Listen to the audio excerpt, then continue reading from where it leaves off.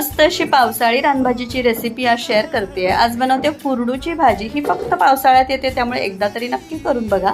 इथे भाजी निवडून घेतली, मिठाच्या पाण्यामध्ये भिजत घातली, स्वच्छ पाण्यामध्ये 2-3 वेळा धुवून घेतली आणि बारीक अशी चिरून घेतली। फोडणीसाठी कढईमध्ये घेतलं आहे तेल, जिऱ्याची फोडणी केली, 4 हिरव्या मिरच्या उभ्या चिरून घातल्या, भरपूर अशी लसूण ठेचून घातली। लसूण ठेचूनच घालायची, चव खूप छान येते भाजीला। आणि त्यानंतर थोडासा हिंग घातला। 1 मिनिटभर परतल्यानंतर यामध्ये मी एक मध्यम आकाराचा कांदा बारीक चिरून घातला। कांदा थोडा जास्त घातला तरी चालतो, पण इथे मी एक मध्यम आकाराचा कांदा घेतला होता, तो असा खमंग परतून घेतला। फोडणी खूप अशी छान परतून झाली ना की त्यानंतर त्यावर आपण ही जी चिरून ठेवलेली भाजी आहे ना ती घालायची। आता भाजीची क्वांटिटी सुरुवातीला थोडी जास्त वाटते, पण पालेभाजी नेहमीच शिजल्यानंतर खूप कमी होते आणि त्यामुळे इथे मी साधारण 2 ते 3 जुड्या घेतल्या होत्या। पण ती निवडल्यानंतर, कारण त्यामध्ये बऱ्यापैकी किडलेली पानं वगैरे असतात, ते सगळं काढल्यानंतर आणि शिजल्यानंतर ती अगदी कमी होते, म्हणून साधारण 2 जुड्या तरी घ्यायच्या, म्हणजे व्यवस्थित अशी 2 ते 3 जणांना ही भाजी पुरू शकते।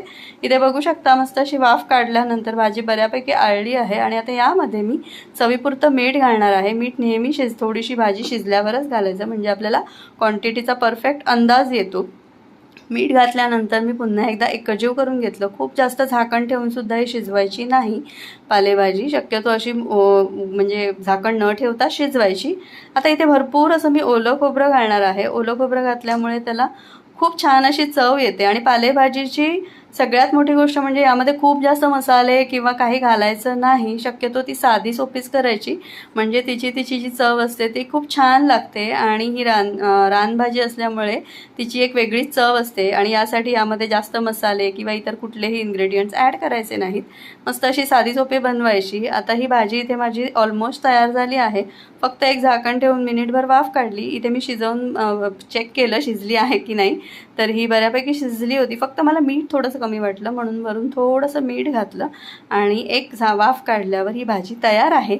आता पालेभाजी आहे म्हणजे त्याबरोबर खाण्यासाठी भाकरी तर हवीच। इथे माझ्याकडे बाजरीचं पीठ होतं, तर मी बाजरीची भाकरी बनवली। भाकरीचा पूर्ण व्हिडिओ मी इथे नाही शेअर करत आहे, कारण ऑलरेडी मी तो चॅनलवर माझ्या आहेच। तर इथे भाजी झाल्यानंतर मस्त अशी भाकरी बनवून घेतली, खरपूस भाजून घेतली, सोबत बटाट्याचे काप, म्हणजे आपण रवा फ्रायचे करतो ते बटाट्याचे काप आणि शेंगदाण्याची चटणी, असा मस्त बेत होता। सोबत दाल खिचडीसुद्धा होती आणि असं मस्त जेवण एन्जॉय केलं। तुम्ही या रानभाज्या करता की नाही सांगा, तुम्हाला आणि कोणत्या माहिती आहेत ते सुद्धा मला सांगा। आणि हा व्हिडिओ कसा वाटला ते मला कमेंटमध्ये नक्की सांगा। आवडला तर चॅनलला लाईक करा, शेअर करा, सबस्क्राईब करा। थँक्यू।